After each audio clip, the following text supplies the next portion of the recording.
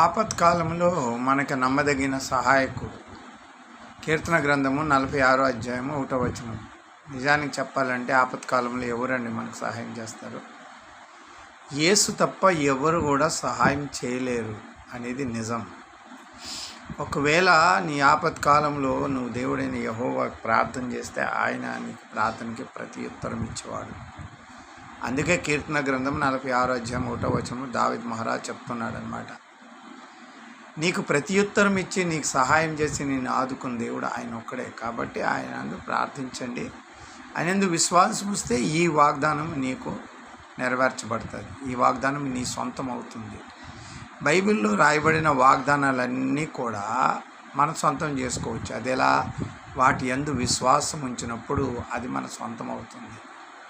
అర్థమైందా? God bless you. ఈరోజు ఈ వాక్యం బట్టి నిన్ను దేవుడు దీవించును గాక.